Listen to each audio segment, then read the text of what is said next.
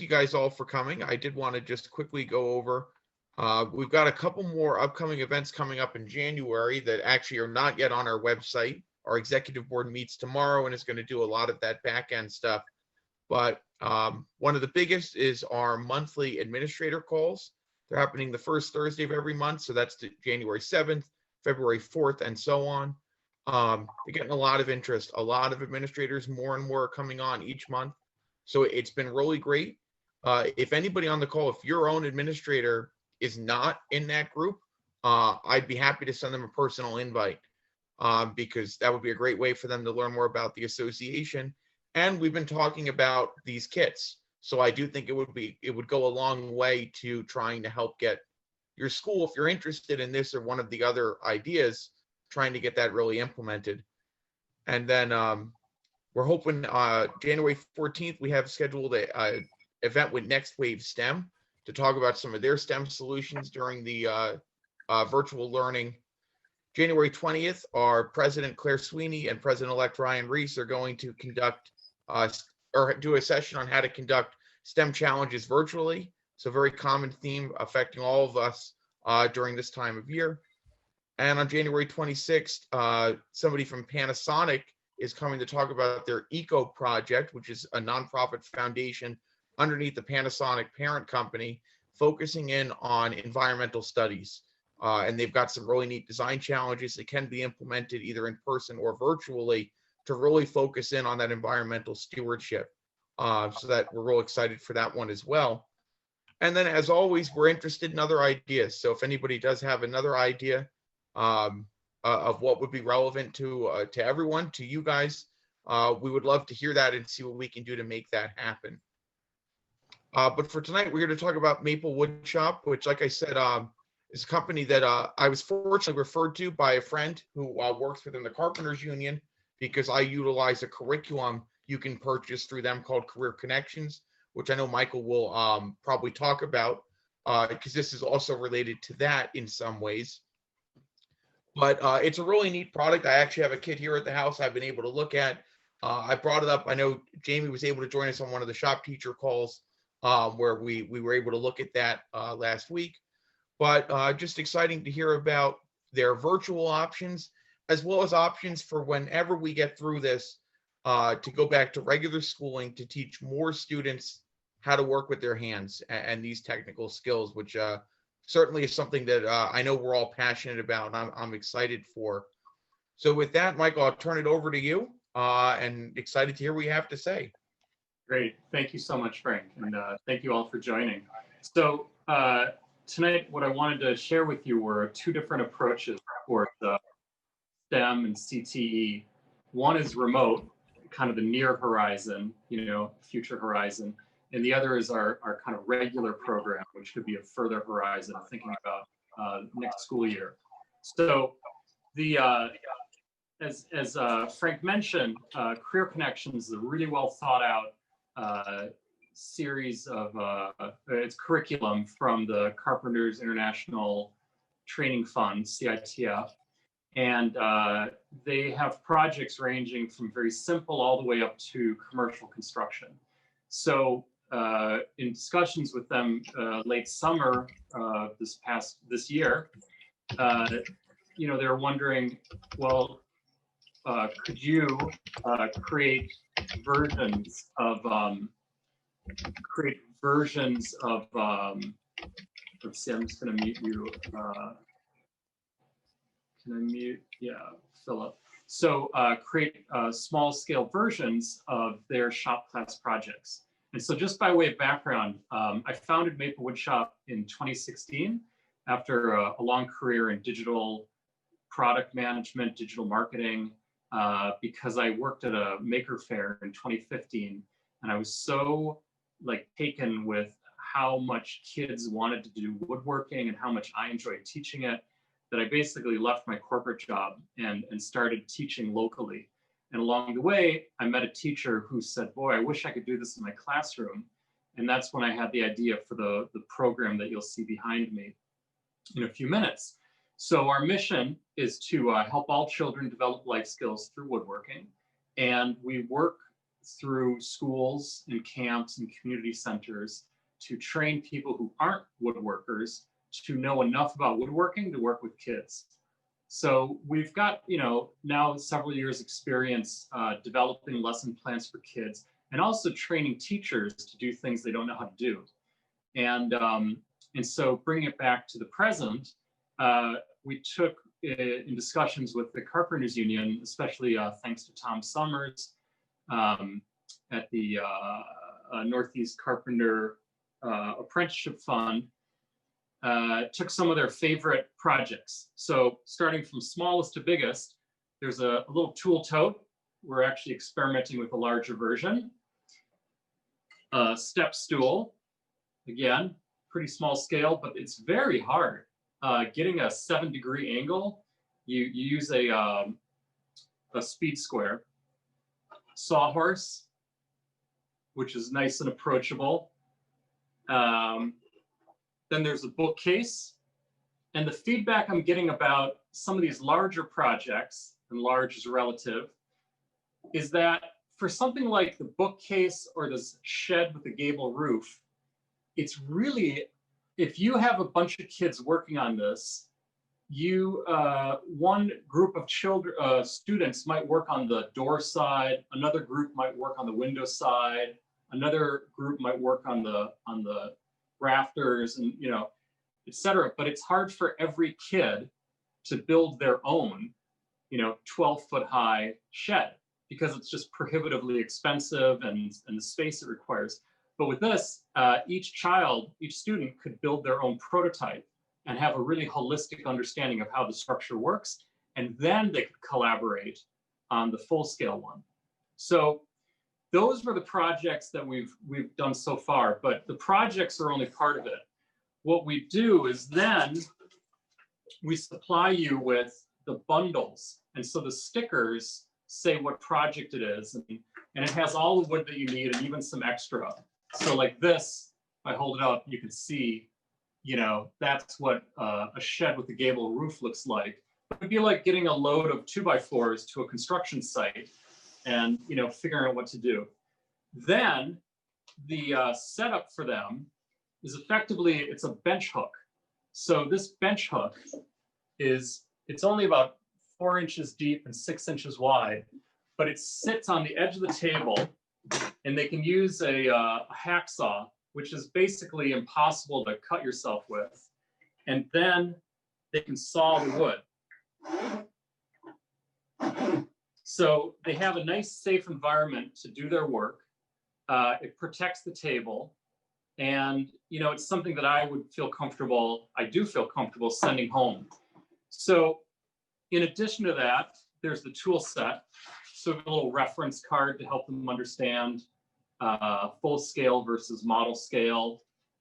I even include a, 1 inch of a tape measure, but it's down to the 32nd so that they can learn fractions, because I know that's a real challenge for a lot of students. And then there's all the tools that they need.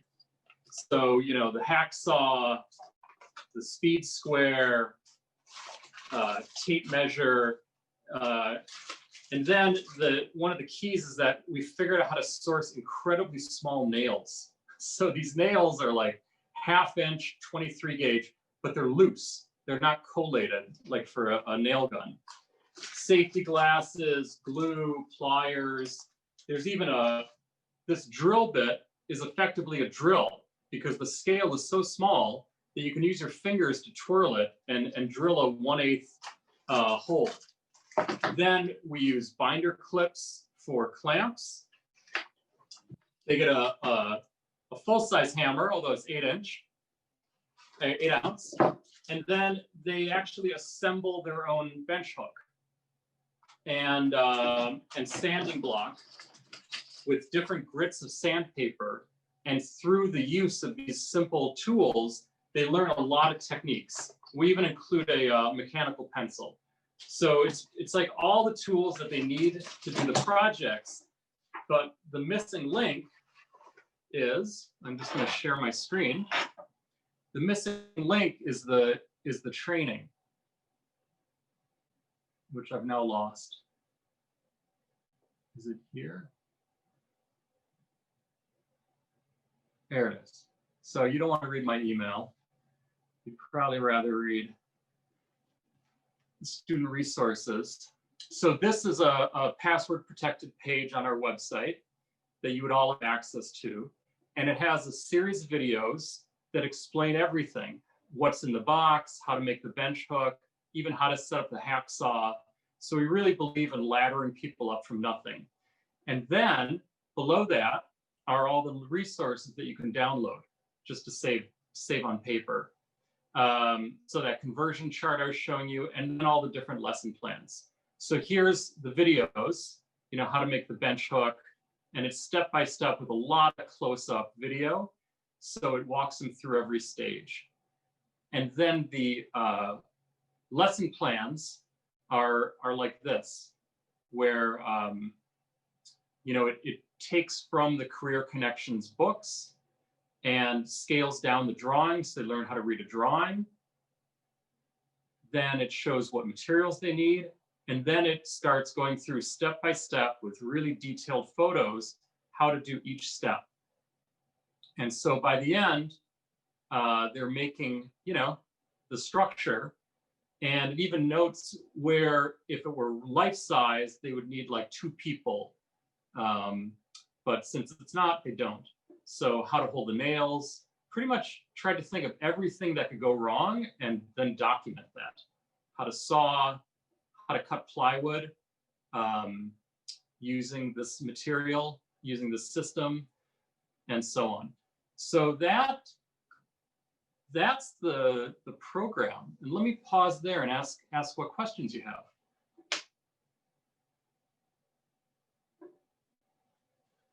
For the password protected part of the site, is that like one password the whole class gets, or does each kid have their own sign-on? It's one password for the whole world. I kept it pretty low tech. That makes it much easier for us on teachers. Yep. I figured it was worth it. Yeah. I'll just, you know, I use the honor system somewhat there. We actually have an LMS that goes with our other program. But for this, I just figured it was much easier to keep it uniform.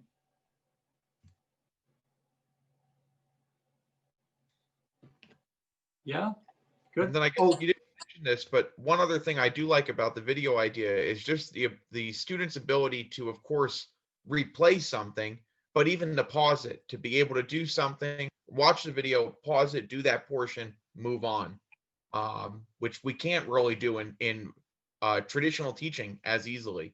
So in some ways, virtual learning is helpful in that regard. Yeah, it's funny, right? There are some pluses. I mean, it's silver linings. But yeah, I like that. And we thought about filming the entire project, but the feedback I got was that just film the techniques and people can, you know, interpolate, you know, the rest. So the kit with shipping, I would budget about $100 a student with all the projects and everything that we discussed. So not too bad. Each project, they vary in duration. So some projects, you know, like this is a good starter one. It's only a couple hours. The step stool might be 3 or 4, similar to the sawhorse. The bookcase is bigger and has different challenges, like how to get the shelves uniform. It also teaches how to make rabbits and dados. And it's again about 4 hours of effort. This could be as many as 8 to 12 hours because there's just a lot of steps, and there's a lot of even the idea of templates and how to make things uniform. You know, it's a little hard to see. I'll hold it up really close, but there's bird's mouth cuts in each of the rafters, which you actually make with the sanding block. So to help with that concept, in the template, I created a scale model life-size version of the rafters, so they can literally cut that out and use that to cut out their rafters and mark out where the where the bird's mouth goes, because it's just impossible at that scale. But still, they learn how to use a speed square, how to get angles off of a speed square. It's very effective. I learned a lot actually doing this. So that's the remote solution with some potential utility for classroom-based activities. It could be used in either situation, and it could be a filler project, even if we're back in the classroom in the spring, hopefully. So, any questions about that before I move to the life size program? If yeah, Phil. I could just make a comment. So you know, for architecture class, you know, we'd be using foam board, you know, basically for modeling, and this actually more closely approximates the software that the kids were playing with, you know, in terms of you know, beams and stud spacing and you know, dealing with the cutout for a window and a door and stuff like that. That's nice. That's good feedback. And you know, it's still wood. It's I think it's basswood. Yeah, it's basswood. And so it's wood. It has grain. It's very uniform. But it you start to see, you know, some of the issues that you experience with wood as a medium as opposed to foam core. So yeah, I like that it's pretty close to real. And another architecture teacher mentioned that he was the first one to mention the idea of like, oh, that's prototyping, you know, so we're learning how to prototype and then we can apply that. And the idea is very extensible. Once you have done this project, even the series of projects, you know, you could buy, I'd be happy to share where you can buy the wood. It's Northeast Lumber, Scale Model Lumber Company in Massachusetts. They're great. And I would set you up and you could, you know, do projects on your own. So our whole model is to try and equip you and train you so that you're comfortable taking this platform and then doing more things with it. And then our community grows because, you know, it's not a hub and spoke model. It's more of a network and people share their ideas. So yeah, thank you for that, Philip. All right, so this is probably my one contribution to humanity. And it's this portable workbench that James was mentioning. And this is about 12 pounds. And at each end goes one student. And so they each get a square foot. And James very accurately described it as Moxon vise. And on either end, there's a vise. It's got sandpaper to better grip the wood. And the novelty is that it enables you to use any table. So you don't need to have a wood shop. This cart is on casters, it locks, these bays open and close so that you can, you know, have it in the corner. It's basically meant for a STEM lab. And so these workbenches telescope, so they fit different size tables. These rails enable from 30 inches to 48 inches. It's got a square foot work surface, which is enough for the scale projects we're doing. And then there's also, just gonna find a piece of wood under here. We standardized around 1x6 pine for most of the projects, not 100%, but many. And one nice thing is that you can then have these little appliances which then grip the wood. So now you've got this piece, it's held incredibly firmly, and the kids can saw. You can saw with, you know, one hand, two hands, you know, so it creates a very safe environment.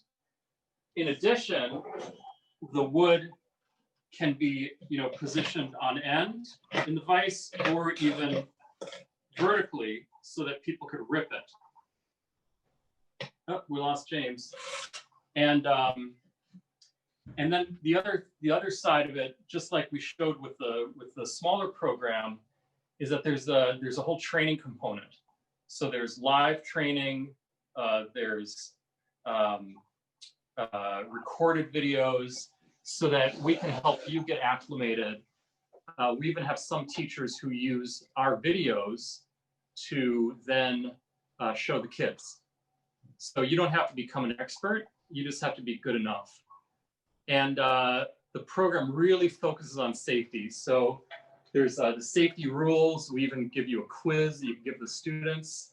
And a lot of it focuses on like social emotional learning, you know, how to deal with failure, how to work together, how to, you know, be respectful, be mindful. And then there's the usual things like wearing safety goggles and keeping your hands away from the cutting edges. The program, the tool chest even has a drawer for safety gear. So again, it's everything that, you know, you would need. And then we can supply the consumables, but we'd rather empower you to do that. So we even provide a spreadsheet that showed you how to buy it from the lumber yard and have them cut it down to 3-foot lengths, which makes your life so much better because you can store it in closets as opposed to, you know, having a wood shop. So I think the only other thing that's sort of fun is that, and there's nothing new under the sun here, right?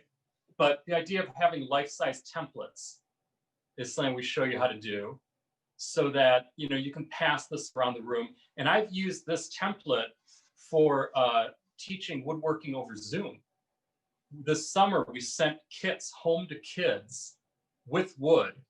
And I taught this whole summer class, 5 different classes of woodworking over Zoom. I never met the kids, except when they were picking up and dropping off the gear. And they were new projects that I'd never tried before. So this template is actually the template for most of the parts of the squirrel table. Each of these 10-inch pieces is one of those top, you know. So it's just all these different methods for making woodworking easier to teach. We're trying to demystify it. So we made it portable, we made it trainable, we made it safe, honestly. Now we're in about 80 schools and camps around the country, and a lot, maybe 7 or 8 special ed schools or self-contained classrooms. And the track record's been the occasional Band-Aid, but nothing that really mattered. And then the kid was back working, you know, 5 minutes later.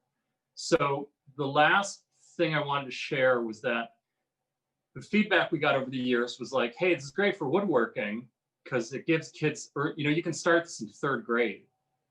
7th and 8th grade is definitely the sweet spot.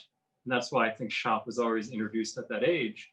But you can start it younger and give kids early exposure to a trade or to material science, you know, again, working with a real material.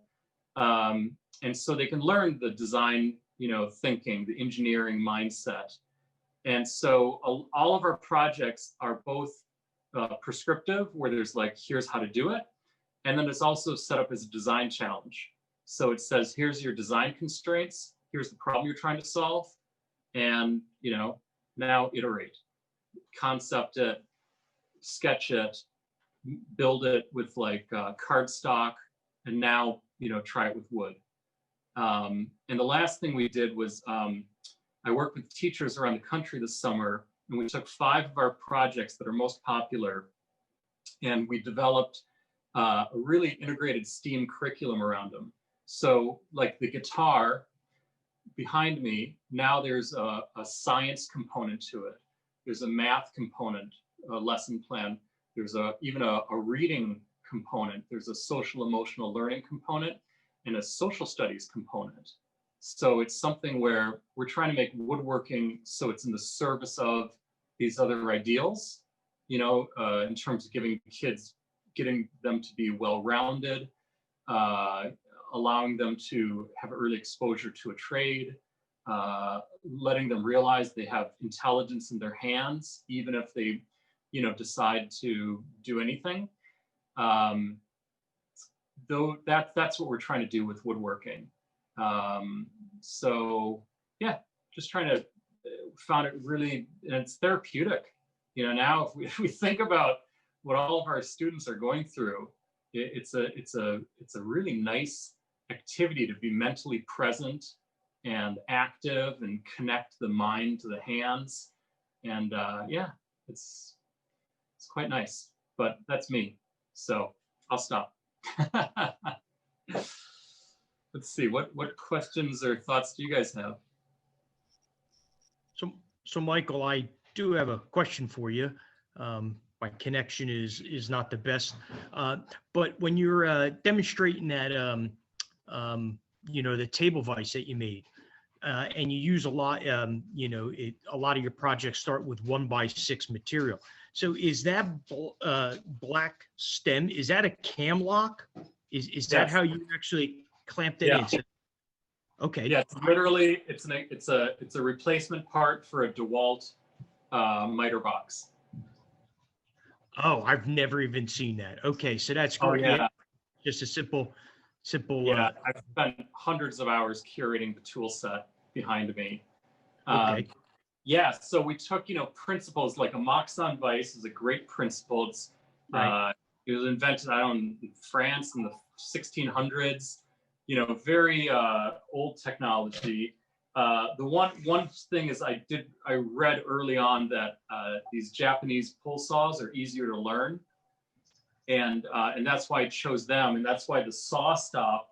Right. So this is, the bench hook for the miniature uses a push stroke because it was just easier to set on the table, and this is a traditional Western approach. Whereas with this, because it's clamping from the ends, it enabled secure fit even on a pull stroke. Whereas if this had a pull stroke, you just constantly be pulling it off. You'd be fighting it, right? Yep. So with this, we have a pull stroke, and the Ryoba saws have two different sets of teeth. So one set is for cross cutting, and the other set is for rip cutting. So it's two saws in one. Again, super compact. You can rip 2x4s with that saw. So we've made like Adirondack chairs. It's really a powerful tool. There's block planes, drills, all hand tools, no power, which also means there's no certification requirement, at least in New Jersey and New York State. And also from an insurance perspective, I haven't found a school or camp that had to get extra insurance as a result of implementing this. Yeah, I'm looking at this. You said 7th and 8th grade is the sweet spot for this product. And you also said, that's when students are being introduced to design and problem solving. I think this is great. I think this is the sweet spot will be the elementary school. I mean, this is and I hope you make millions off of this, but I really think the millions will be selling this to elementary schools, where this is a kit they can buy, roll it into their classroom. Everything is self-contained. A principal will love this. I'd rather spend money and just have everything all in one package.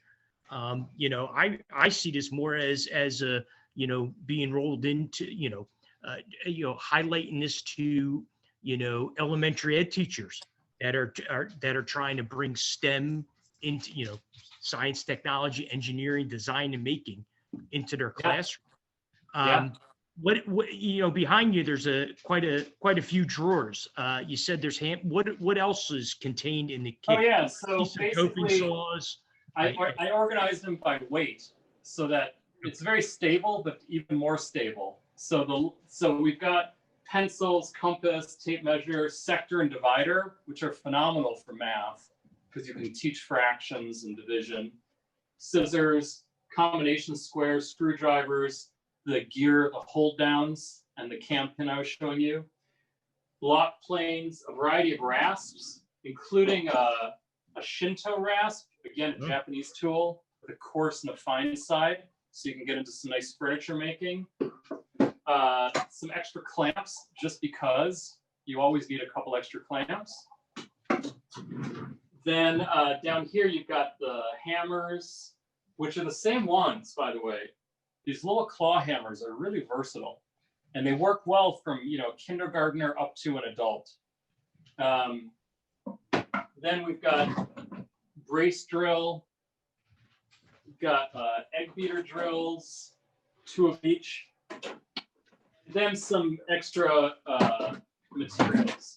Like, I didn't talk about the tools, but for each tool, we have a little card and a poster to teach how to use each tool. So, you know, as a teacher, you hate repeating yourself a million times. So similarly, I made these cards so I could put it down on the table, you know, right there, and kids could learn like, oh, that's how I'm supposed to do it. So they're very short, pithy explanations, but for every single tool, there's a tool card. And yeah, and then the bottom drawer is all the safety gear. And on the sides, you've got the coping saws and the pull saws. And then in these bays, you've got the workbenches. So each tool chest is good for about 16 students at a time. So yeah. Does that answer your question? Yeah, no, I just wanted to know what's in the kit. You know, you know, when I find some time, I'm teaching down at the College of New Jersey, and I have a couple of students that are elementary ed majors that are taking my manufacturing class and everything. And I just think that, and, you know, you know, I'm teaching them how to use a table saw, a joiner, and bandsaw, knowing that in their classroom, when they're teaching, you know, 3rd, 4th, 5th graders, you know, I'm trying to show them, you know, this drill press that you're using, you can get a benchtop drill press and put it in your elementary classroom. You can be using a jigsaw as opposed to this bandsaw that is going to, you know, easily remove a finger. So that's why I'm saying that I think this is you know, this would be a great avenue for, you know, elementary ed teachers. And matter of fact, next semester, I'm going to mention you in my class, you know, hey, take a look at this guy's website. You know, when you're in your classroom, you know, most of these people are 2-3 years from when I have them are going to have their own classroom. This is an avenue where you could have, you know, kids could be design and making and engineering. Yeah, absolutely. You know, and it starts with, you know, everywhere from really, you know, cute, approachable projects. Yep. Like this little porcupine, all the way up to, you know, this has got through tenons, and it's, you know, it's a proper kitchen stool, but it was all made with the same equipment.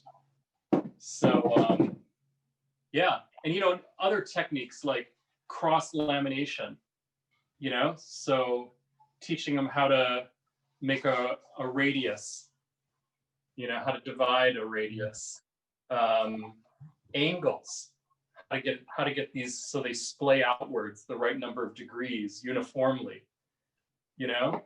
So there's a lot. It's pretty versatile. And also, I don't know if you can see it, but it's pegged. There's little 1/4-inch pegs holding each of them in place. So yeah, we use a lot of traditional woodworking techniques. Here's one. This one's fun because you start with a compass, and then you trace a circle, you know, and you connect the 6 sides and make a hexagon. You cut that out of cardboard, and it creates a template. And then this 18-inch board is all you need to make this passive speaker. Okay. So this is a pretty tricky project. Yeah. And then you use block planes to get the facets right. But it's the same template. So you're basically, it's a exploration in 30-degree increments of, you know, geometry. So if I knew more about math, I'd be going even more nuts. But I love, you know, just what you can do, you know, with simple tools, which is basically, you know, this, if you think about 18th century woodworking, it's the same tool set. They had it minus the chisels, you know, and some different size planes. Right. But yeah, no, it's got a lot of, and what's fun is now every year I come up with new projects. so that every year we have new, like for our camp customers, they want to see, oh, what's new this year? You know, my kids made that last year. Right. What's next? So it's a lot of fun just trying to dream up what's new. It's good that you also provide the PDF curriculum to go along with it. Yeah. Yeah. Great product. Like I said, I hope you have a lot of success with it. And That's right. like I said, I'm going to promote it in my classes. So Good You know, stuff. another idea I'm thinking of is, so yeah, Mike, there's only one college that prepares shop teachers in the state right now. And they're probably about 25% of the department, while a vast majority are elementary ed majors learning technical concepts. Those majors who Jamie teaches might be a great target audience to try to do this with. I wonder if they would benefit from professional development in that, like, if we set up a Saturday, I know, we can't do it right now, but let's say we get through this, the pandemic, and we can meet together in person again, and people want to do that. If we could do a professional development for teachers where we'll build the projects during the day, and, for $150, you can come for the day, you'll get your one kit and all the pieces. We build the projects, and then they can take that back to their schools as, okay, I now feel comfortable doing this. Let's implement it in the curriculum. Because that might be an area too, I'm thinking, where, those elementary school teachers, truth is, many of them might be female. They might not have taken a shop class based on where the trends we typically see. So if we can create an avenue where they feel comfortable and learn how to do this correctly, that might be a real win. Absolutely. And to that end, in our experience, about 90% of the people we train, 90%, have no background in woodworking, but they know how to teach, which is the hard part. Second, I find that people say 35 and under, or even 40 and under, the gender equality is pretty high, meaning I think as many, women have had shop class who are 40 and under as men. And third, we did exactly what you're talking about up at Teachers College this January. Wow, it seems like years ago. But in the pre-days, in January, we did an event like that, and it was great. It was through a STEM teachers organization in the city, and it was really fun. It was like 2-3 hours. They came in, we talked about safety, talked about tool usage, and then we built a project together, and it was a real good icebreaker for people to get comfortable with using hand tools. Because again, to your point, there's these expectations that it's very exotic, it's very dangerous, it's all these other perceptions, but in fact, it's super accessible, and we're all about demystifying it, making it open to more people. Yeah, and certainly, whenever we get the ability to be able to meet again, whatever we can do to help promote that kind of teacher event, whether it's at your shop, which might make the most sense, or Sure. help finding a school that might be willing to host it on a Saturday or over the summer. I really think this could be a real win, especially just thinking logically. A lot of our schools, which we were talking about before with funding this year, they don't have a lot of professional development funding. That money has been tied up in paying a lot of the other things this year. So if we were to plan something after July 1st, when we dip into next year's funding, and hopefully those accounts are a little bit more plentiful than we found this year, we might really be able to come up with a really great event and promote it and try to get, teachers of all ages there who might be interested. That'd be great. We're totally game. We've got behind me is a 2,800 square foot shop with work tables. We could set up there. We've got customers all over the state at this point, from the southern tip of New Jersey up to Bergen County. So it'd be lovely to, and schools love to show off, right? If they have an installation. Even I'm just trying to think logically, how could we do this? Well, I know you're actually in Maplewood, right? Yeah. So, that's going to be within an easy drive for a large percentage of the state. Even if I'm thinking if we could figure out a way to do this at the Carpenters Union and try to then appeal to them, well, take the high school teachers around, show them the trade, what you can offer, explain to them your curriculum. I know they don't have to go hand in hand, but if you are a high school teacher, you're going to be in teaching this stuff. You could do the curriculum as well. And lots of people could win off of that partnership. True. Or in Skills USA too. They're Skills USA and the Carpenters Union already have a huge partnership. Yeah. They even, they do their Skills USA competition right there at the training center each March, typically. I mean, obviously it's been canceled this March. Yeah. Actually, it was canceled last March too. But, and even their executive director, Peter, is great to work with. Yep. So we could probably, really try to come up with something, get a lot of people pushing it and fill a class. Yeah. Heck, we could even try to fill a waiting list. Yeah, we've been talking with Peter Carey, and that would be great. We're going to help you be a judge and, for the competitions, all this good stuff. So yeah, that'd be fantastic. So we could think about something. Yeah, I think you're right. It's something late in summer or next fall, when things are hopefully a little bit back to normal. Mm-hmm.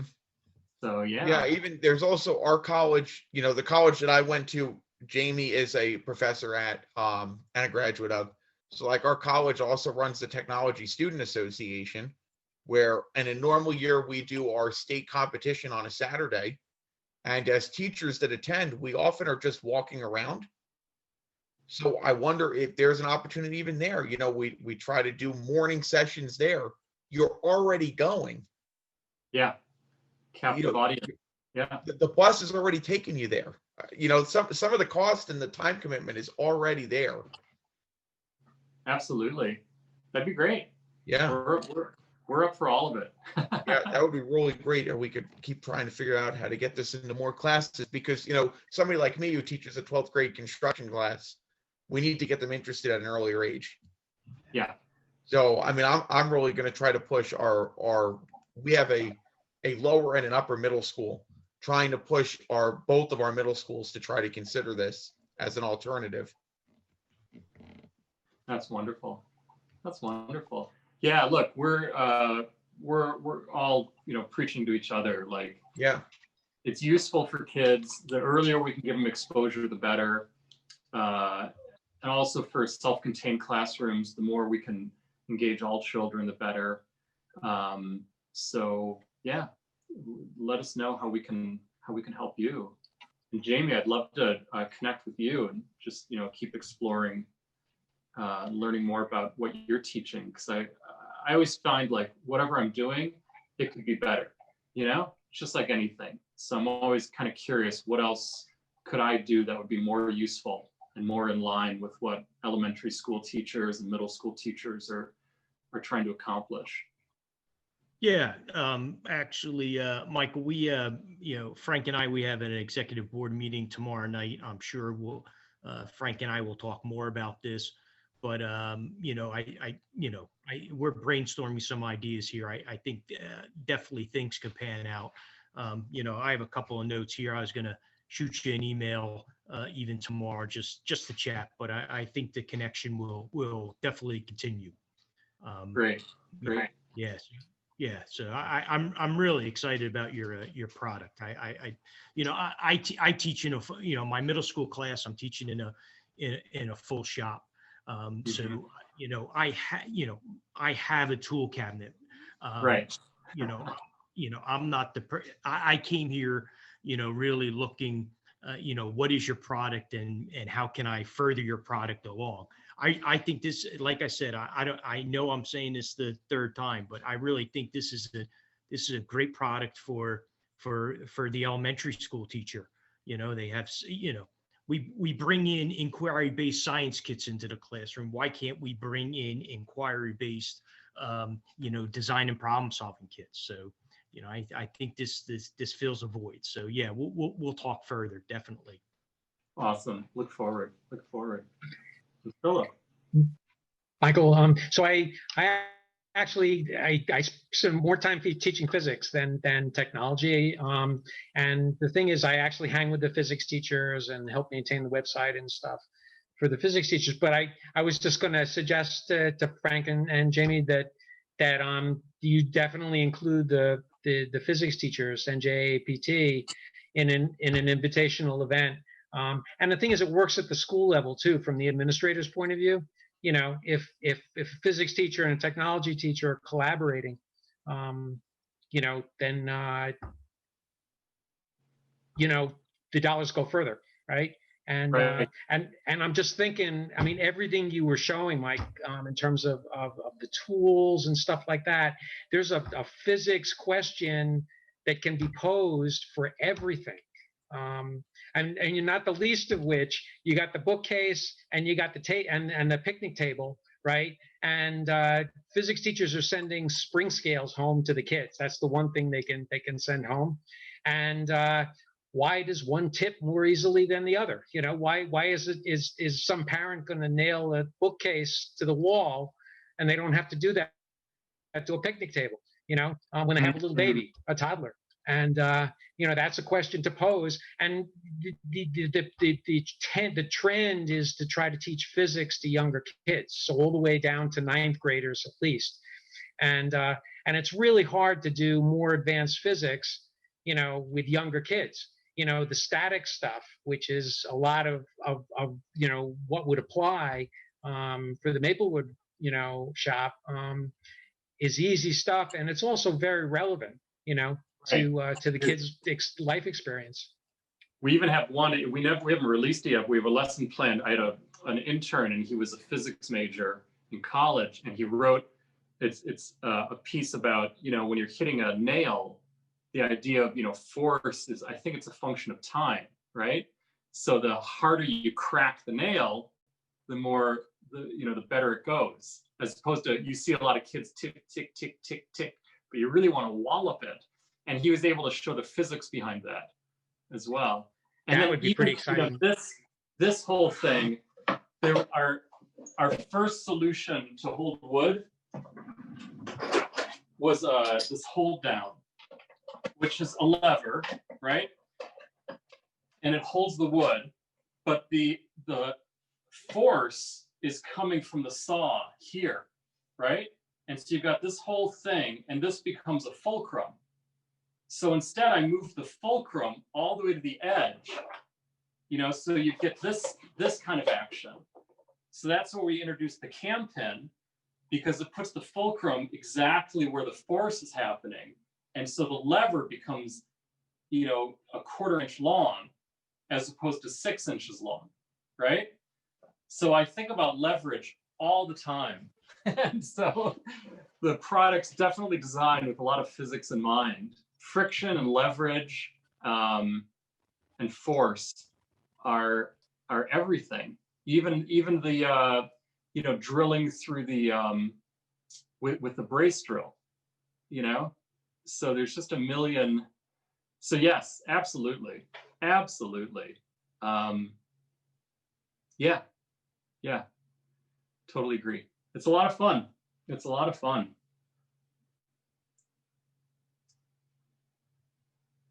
Great. I think you're muted, Frank. Oh no, yeah, this has been great. Are there any other questions or comments from anyone? No, Michael, I appreciate your time this evening. Yeah. Frank, thanks for putting this together. I know December is a tough month, so maybe tomorrow we'll even talk about maybe further plans to kind of introduce this. I know we had a larger number of people signed up, but like I said, I think December comes and to-do lists get just way too long, and so. But Michael, thank you for your time this evening. I appreciate it. My absolute pleasure. Thank you all for the opportunity, and I look forward to our collaborations. Yes, thank you. Okay. Thank you very much, Mike. Thanks, Frank, Jamie. Get home safe, everybody.